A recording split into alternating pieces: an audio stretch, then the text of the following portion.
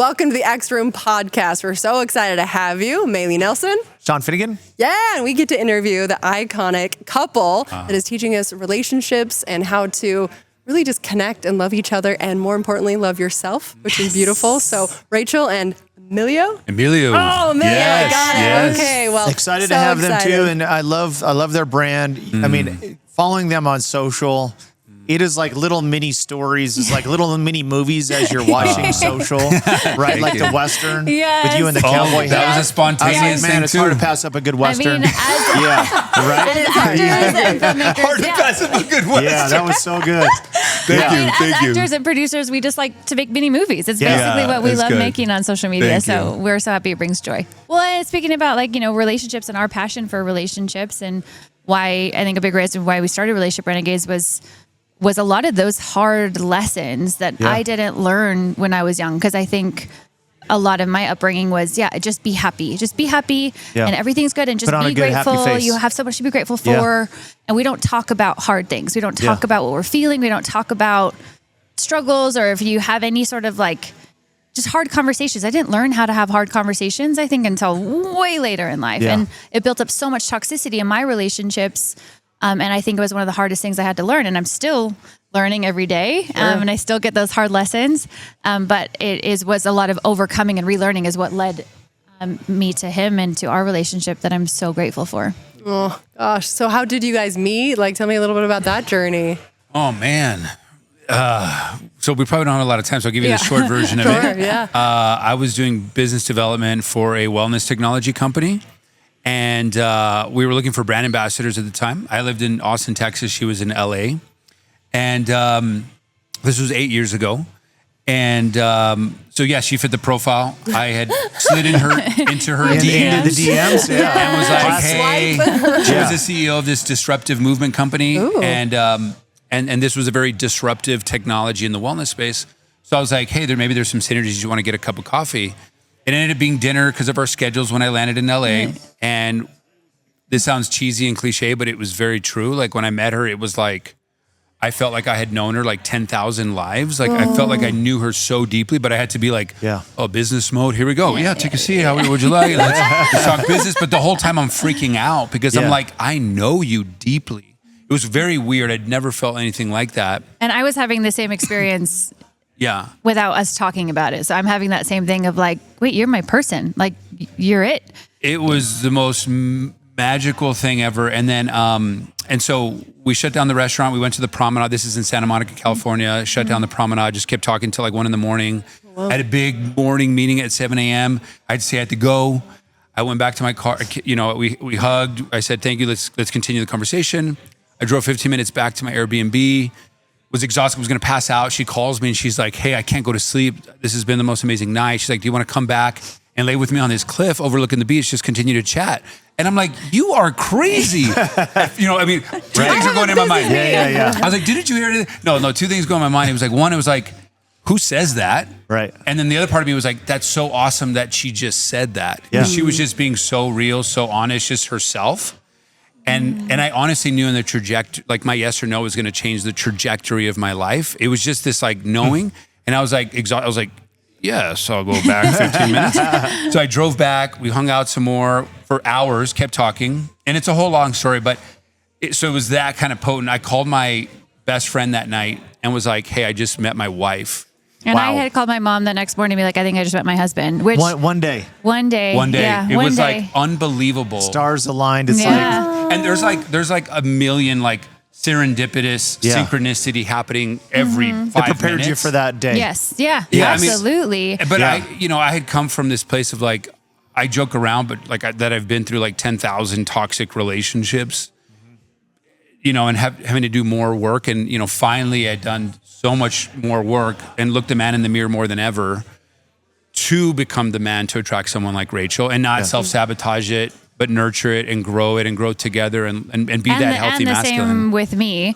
We just talk about all the time that I am, even though every breakup or toxic relationship that I went through before finding each other, felt like the hardest of the hard, the soul crushing moments where I lost myself. I couldn't get out of bed, couldn't get myself to do the things that I could usually do, just felt depressed and lost and didn't know who I was anymore. Like all those moments where I just remember praying and crying, saying like, why is this happening? Why is this so hard?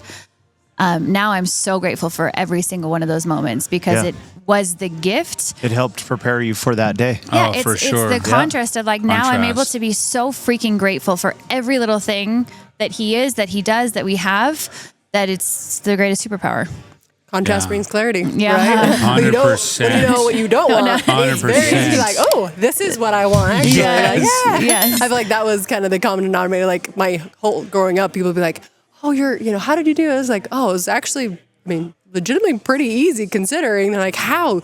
You grew up like, this was crazy. I'm like, yeah, but I saw exactly what I didn't don't want. Totally. Truthfully, not really. It was pretty great. Yeah. But it is powerful to have that contrast in your life because you can be grateful. 100%. Yeah. I think it's like the biggest, like almost like the sexiest thing about Rachel amongst the many. But like, just because I feel like I came from a world of like, there were so many women that I want to do so much for my woman. And like, there was a lot of women weren't appreciative of anything. And it was like, even the littlest thing, she was so grateful and so grateful. So it was like, I don't know, it's just the biggest gift and blessing to have finally found each other and then to like have this soul mission that we're very much aligned. Like we had two different companies when we met and we dissolved them to create our own sort of this sacred masculine and feminine to be able to push and co-create a world where healthy, happy, harmonious relationships are the new norm. And these are like the relationship to yourself, to each other, to the world around us, to God, like enhancing all of those relationships. So not just ours. And so, yeah, I'm just super grateful. And it's like one of the biggest blessings. So I want to, before we talk, I want to get the top three, which you recommend, because you have Relationship Renegades. That's your business you have together. And we'd love to hear anyone in any kind of relationship. Like there's going to be a top three in there. But before we do, we got to talk about the tooth. We were chatting that, so I went to the dentist 2 days ago and I probably should have had a better story than that. Like, no, I got some homeless. We were practicing a comedy sketch, and there goes my tooth. Yeah, and now I need a crown. Yeah. So it boils down to a very simple story, which you're getting your teeth cleaned. They obviously really did a deep cleaning. They did a real deep cleaning. It was supposed to be like an hour, and they were like rushed. They did it in 25 minutes because she had another appointment. She's like, "Is that okay with you?" And I'm like, "I guess if you can do it." Super aggressive. I hadn't had one in a long time. And there she goes like, "Oh, your veneer just signed. Whoops, sorry about that." And then the other doctor comes in afterwards like, hey, this happened. And so, so do you want a new one? And this is what it's going to cost. I'm like, you broke my tooth and you want me to pay for it? It's weird. Right. I'm talking to my lawyer about it right now. Customer service right here. Yeah. But I might like it. I might keep it. I mean, it actually looks really part of the brand. Before we started this too, we're like, some people might be like, hey, I don't want to have a big gap, but this is, I feel like this also represents your brand, both of you. If you follow you on social media, everything is like so real and you meet people where you are. And as you heard so far their story, talking about the hard things and all the garbage you went through. A lot of people don't want to talk about that. They want to avoid that. Right? And we're wide open. It's like you guys do. So I love that about you. Just sitting here, I can feel your kinetic energy. Like you two are so powerful together. Like it's really, really special. Thank you. Appreciate that. Yeah, I could not be. Thank you for that reflection because I think we both have worked so hard. And every day I honestly say thank you to my younger self that did have to make really hard, brave decisions that led me to this place. And to this day still, I think like I have a mantra that I'm like, I think everyone feels fear. I think everyone feels that anxiousness, especially if you're trying to live a big creative life, if you're trying to grow, if you're not feeling some sense of like anxiety or fear on a somewhat regular basis, I think it's a sign that like, hey, maybe try and grow a little bit more. You're not doing it right. Yeah, but I think so many times we get this message that like, I know I got the message growing up. It was like, be fearless. And what I've had to learn the hard way is I don't think that's the answer. I think it's learning how to dance with your fear. I think it's really dangerous to tell someone, oh, you shouldn't have fear. Like if you have fear, it's bad. It's like, no, fear is a great human emotion. And fear is a sign that you're growing. But I think it's learning how to reframe our relationship with fear and even with anxiety that like, hey, what if this is a good thing? What if I could get excited that I feel this right now because it's telling me something, it's teaching me something, or it's letting me know that there's something I need to pay attention to. And every time I go to maybe have a hard conversation with him or with a family member or a friend, which I guess for me is just my life lesson is having hard conversations. I feel that fear, and old me would have ran away from it. Like I would have suppressed, I would have denied, I would have done everything I could to just not have a hard conversation. But now having to reframe that and say like, no, I feel you, fear. Thank you for being here. Thank you for trying to protect me. But we're moving forward anyways. And the more we move forward faster, the faster I'm going to get to that place of peace, of bliss, of connection, even if it's just with myself, even if it's just with, hey, if everything goes to shit and like the conversation did not go the way I wanted it to, at least I will know that I showed up in the best way that I could. And I think the relationship you have with yourself 100% comes first, because it's the first relationship that then affects how you see the world and every other relationship you have with anyone. Yeah, I always ask people like, what's your greatest experiences in life? And most of those included a precursor of fear. Yeah. Right? Yeah. Like you think about before you get married, all the fears kick in. I mean, all that kind of stuff. Or I'm sure you're an actress. So you've done some, I mean, I imagine like your There's fear first. every time. Yeah. There's fear every time. I mean, how much fear did you have before you did one of your greatest performances on screen? Gosh. I mean, even just like a couple of days ago, I hosted a huge event and there was like in front of 5,000 people and I'm on stage for 12 hours for the whole day. And I always feel a little bit of fear beforehand, or if not a lot of fear. One of the greatest recent experiences I had, I mean, I've given speeches and I've been on sets and like huge, A-list celebrities and thousands of people. But for whatever reason, this specific time, I had so much anxiety. I threw up. I literally had to run to the bathroom and like throw up right before I got on stage.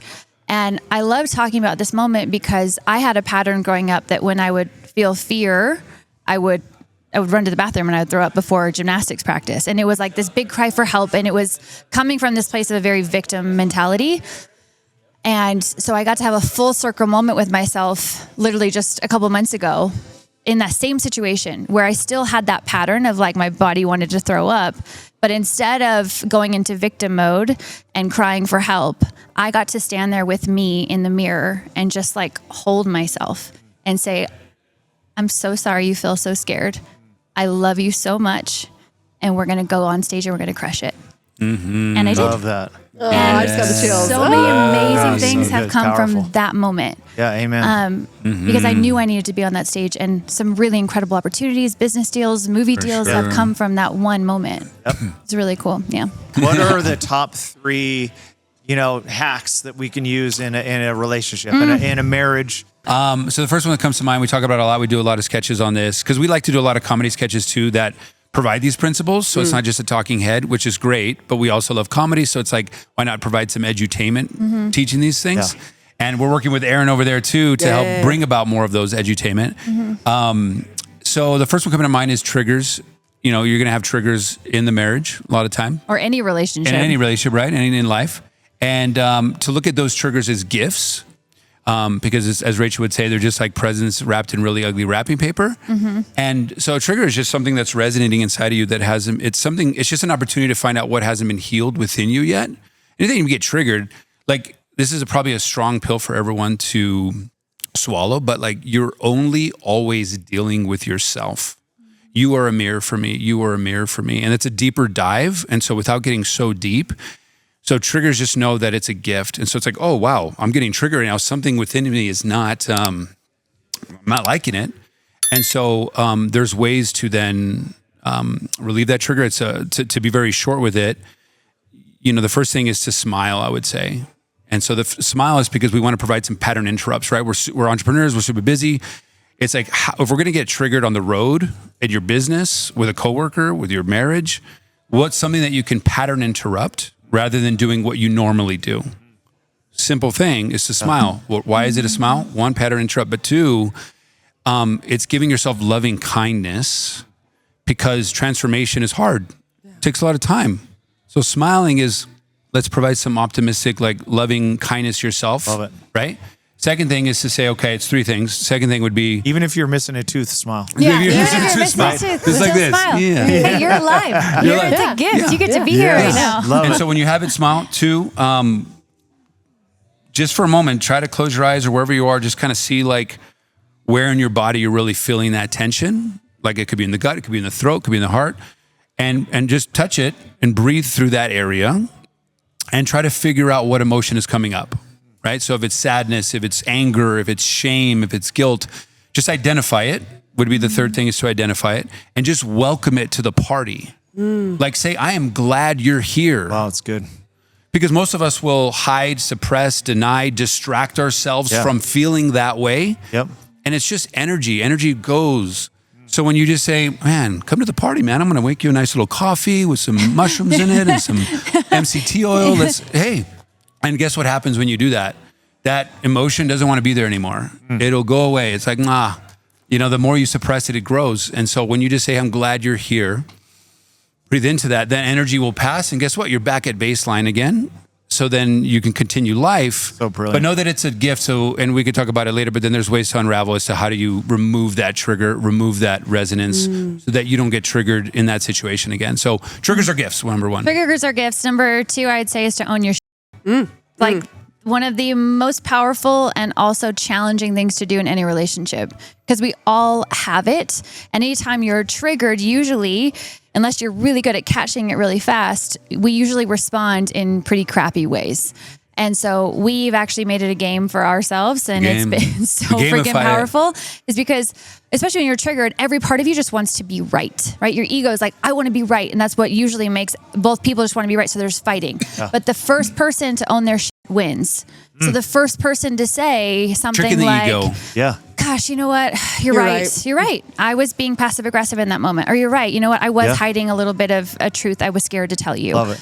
The moment you do that, all of a sudden it diffuses that energy, and you actually are able to both win. Because as soon as someone does it, the other person feels that way, and they're like, oh, shit. And then they kind of want to own their shit too. And then you can actually get to the root of the problem and deeper connection so much faster. And you get to bypass what could have been weeks, months, years of fighting by just being like, but I own I own this. But it is, in the moment, it is one of the hardest things to do. Because you want to defend it. You want to defend it. Your ego wants to be right. And so seconds bad. after, though, seconds afterwards, you feel really good. She feels really good.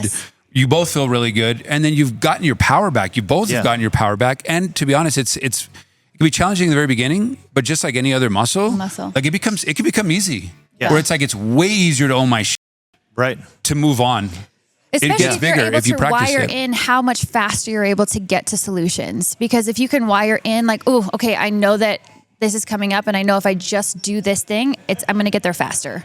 I'm going to get to the moment that I want quicker. So I think between understanding that triggers are gifts and owning your shit, even those two principles, and then I would say the third one, third one. I was going to say realities versus actualities. Yes, that one. We can bounce back and forth on the third one. So the third one, I'd probably say realities versus actualities. So what I mean by that is essentially perception. Most humans, number one human impediment is that we live in our heads, right? With this constant ego-centered, I'm not good enough, I don't have enough, or I'm better than. Imposter. Mentality, imposter, all these things.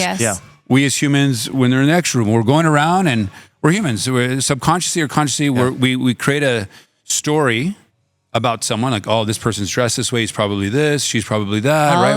We're talking about judging earlier, right? Yes, If you're in judgment, you're literally blind because you're up here in your head and you're not in the moment, and the moment's unfolding, which is actuality, and you're actually not able to see the true person in front of you. One of the practices I have personally with Rachel is that I never want to get used to who Rachel is or to who you, Sean. Like, we know each other, but I never want to say, I know who Sean is. Sean is XYZ. You're always evolving. Sure. I don't know who you are right now. I'm still growing up. You're still growing up. You know what I mean? And so it's such a beautiful way to just be in the moment. It's not like, oh, Sean is XYZ. It's like, you are just amazingly evolving over time. I want to like see I always ask myself, like, what am I not seeing? You know? And so. Or what is the gold in this person that I'm not seeing is like really great too. And so the reality is that we're all living our own realities because we have a story, we fuse to that story, emotions arise from that story. And then you've just created your own suffering again because you're just creating more stories. Rather than being, so if I'm like, oh, I know what's going on here. Rachel was with this guy and this is what's happening. And then I drive myself crazy. And it's like, I could just ask. I could say, hey, babe, I'm creating a story in my head that this is happening and I'm feeling this way. This is the story I'm creating. And then we get to talk about that story. Oh, no, babe, it's this and that. So I think it's about knowing that we always have a story about a person, place, or thing, or a situation in our marriage. And then I get to say, hey, my false ego self is having a story here. Can we chat about it? Because she knows my true higher self. She knows who I am and I know who she is. But the fact that we both practice this, like, hey, we have stories because we're human, and we get to chat about them, not assume that I know, that she assumes, because then that just causes a lot of heartache. And so it's like, we both just like practice that. I don't know if you also to know that when you're triggered, when we're talking about actualities versus realities, when any one of us is triggered, we're also blind, deaf, and dumb. So just know that. I try to remind myself of that all the time, because if you have adrenaline and cortisol running through your body, you cannot think clearly. Yeah. Right. So figuring out what works for you in relationships and being able to communicate what your needs are so that you can, because we're all responsible for ourselves. Like I can't be responsible for his happiness and he can't be responsible for my happiness. Yep. So really taking ownership of then what is it each person needs, and to be able to communicate those needs so that you can honor those needs. Because if we don't know, then we don't know. And then everyone's assuming, and then we create fights and assumptions and judgments. But if we can say like, hey, I'm feeling really triggered right now. I really want to have this conversation with you, but I need to go take a walk because I have way too much going on in here and I can't think clearly. And then, so being able to communicate that and then actually do those things that I said I was going to do, rather than just like running away and not saying anything.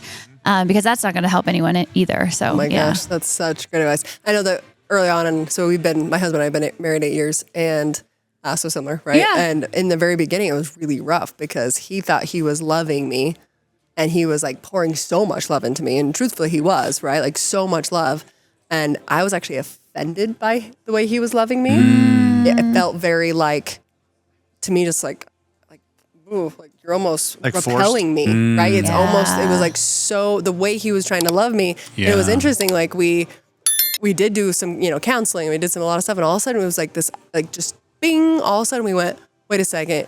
We need to learn how to love each other the way we want to be loved. Not the way I think you need to be loved. Yes. And that awareness immediately was just like this, wait a second. Yeah. I want to be loved this specific way. And you get to be okay with that. And you get to give me exactly how I want to be loved. And then vice versa. I want to love you the way you want to be loved. Yes. And we just weren't. It was the most bizarre thing that took place. And finally it was like, and then ever since. And that's happening all the time. And it's literally, I love making the analogy of, it's literally like someone speaking Spanish and someone speaking French.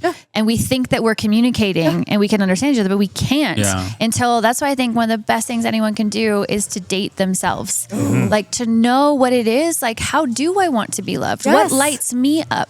What are the things I need to communicate to the people around me to tell them how I like to be loved? Because if we don't know, then how are we ever going to communicate that? Right. So step one is like knowing yourself, which I think a lot of people don't know themselves. Because take a trip. Yes. Take a trip by yourself. Yes. Totally. Right? Yes. When do you want to wake up? When do, I mean, What is it? What do you want to do? What makes you happy? Most people don't know. They don't know how to Yes. like love themselves, or what does that mean, or how to, I can be bad about it. I know that's the number one thing. That if we had to say what's the top of the top, it would be loving yourself, filling your cup up. Yeah. Because if you fill your cup up and you're a full cup, guess what? The law of resonance, just like gravity, the law of resonance is a real thing. Like attracts like. So if you're a full cup, guess what? You're attracting full cups. Yeah. And so most people have this thing in society, like, you complete me, which means I'm broken in half and you're broken in half. And it's like, that is the dumbest Toxic. thing. Yeah. Right? So it's like, number one, fill your cup up, find out what that means for you. Yeah. And that's different for everyone. Yeah, Totally. I think that's the greatest. That was such incredible Like those advice. three, like, what I love about what you put together is you've taken these concepts and you've made it actionable for people. These are real things that they can do. Yeah. Like when they're triggered, this gives them real tools that they can use, right? Yes. And so I think that was so beautiful. But I'd like to end with the shenanigans, if you don't mind. Yes. Which is like, I think we'll just make this the closing, which is, I heard this before. Tell us about the shenanigans and how does that work? Shenanigans. Yes. Yes. I think on the last episode we talked about. It goes in chapters. Yes. It goes in chapters where we do it a lot and then we sort of do something else and, it comes back and forth. Every day, I don't think there's a day that goes by that we don't have some sort of shenanigans practice, which is basically playfulness. I think one of the biggest things that our society is like craving is more play. We're all just little kids in bigger bodies that just want to be loved. And what do little kids want to do? They want to play. That's how they learn about life. That's how they they have like joy and energy and like a spark that I think so many adults have lost. Yes. And so we really try and have a daily practice of some sort of shenanigans, which is usually looks like improv, like just, it's just and random whoever improv. basically can get the other person to break first. Yeah. So Yeah. we try and say the most ridiculous things to each other, and you have to keep a straight face, and the first person to laugh loses. And ultimately we'll just kind of jump into it in the middle of Just randomly. randomly. Yeah. And the other person kind of just automatically knows, like, oh, this is what's happening. We're Here we being go. challenged here. But it could also look like we'll have random like kitchen dance parties. Parties, Club. yes. It's called Club Kitchen. Yes, I have a kitchen in my house. Kitchen with my kids. Yes. So awesome. I can picture that right now. Yes. Like probably some of the stuff you've seen Yeah. online Oh, yeah. has happened Yeah. just spontaneously. Yeah, I'm sure. Yes. And While it you're was not in the- part of in the whatever. It was moment. just like Rachel's challenging me to something. I'm gonna go. Go. She's like, "You're doing a music video right now. This and this and this is happening." go. And then go. I'm like, "Okay." And then she just follows me around the house, and Yes. I'm pretending I'm in a music video. I love it. But I think I was kind of this way growing up, but then I kind of wasn't. It was like kind of a little bit of both. And the reason I say that is because it takes work to let go of like the masks we wear and the characters we play to like be free enough to just be ridiculous and not care what people think. Right. And so even though I've gotten to a certain place, there's still like maybe I've mastered this level, but now I'm like at this level, I'm like, oh, I'm feeling a little shy or whatever. It's like, how can I continue to break through those things to just be like ridiculous? Because like let's enjoy this life to the fullest and let's just be fun together. I feel like with why not? marriage and relationships, there's a lot of operations that come in. Yes. Like That's you got to it, do this, or do 100%. this, and like you end up going through that enough. You're like you lose some of that, The that spark and that playfulness. drive and Yes. everything Yes. else. It makes the 100%. relationship so great. Well, that's what I think about. If anytime anyone first starts dating anyone, that feeling of like falling in love is like the best drug there is. Yeah. And when you think about what you're actually doing during that chapter, you're playing a lot. Yeah, You're being that's right. spontaneous a lot. You're forget it probably all. adventuring Yeah. a Yes. lot. Like, and we wonder why don't feel that way years later. It's because we're not doing the things that put us in the situation to feel all those feelings. Yeah. Yes. So bringing it back. So beautiful. Yeah. But you're No, actually, my really good friend, she just told me that she was doing this. I thought it was so great. Maybe you guys can try this out. But she was like, came home to my husband and was like, hey, babe, guess what? We don't get to have sex in the house. And Right. he was like, what? I love that. Yeah. And it was just like Yes. random. Like she was like, just so you know, this isn't happening. And she, and he was like, so, but like we can still have sex. Yeah. Like the first question. First question, yeah, for sure. Out of the house. Just It's ask so creatively. good. Yeah. So creative, right? Yeah, It's yeah. like, So good. where can we have sex? Yes, then? yes. Notes on And it this? became like a game. I did know, and I was like, okay, I'm definitely gonna try this because This that's is so great. fun. Yeah, anything like fun that. play. Anything like Yeah. that. Just bring back play and Yes. curiosity and fun in the relationship. I think is so important. Yeah. The last thing I want to say with this though is like, because we're at the X Room and we're the X Room kind of podcast here, is one of the things we haven't really fully talked about yet, but it's kind of been seeded. We're like, oh, that'd be cool. That would be cool. Because we think play is underrated and we should have more play as adults Yes. for all the reasons, even as entrepreneurs, because when you're vibing at that energy and you're loving yourself and everything, that's magnetic to a lot of things, right? And so long story short, we talked about having like, why don't we do like, because we've done retreats and all these other things, but why don't we have one specific to like an adult summer camp kind of thing? Yeah, an adult to where summer like camp. the whole Let's do week is about like playing in different ways. Heck yeah. To just like your phone's completely gone. You're just playing and having fun like you were as a Let's kid. do it. Yes. And I'm like, what does that look like? Where is that going to be? And like, Yes. how do we like bring that together? So anyway, Let's do an Let's extra. go over seeding Red that Rover. right now. Let's bring the X room Yes. together and do that. We'd love to Let's do an do X Wouldn't that be room, cool? That would band be camp. so fun. Yes. that would be Yes. cool. So something that would be cool to talk about. I love it. Rachel, right? We could do it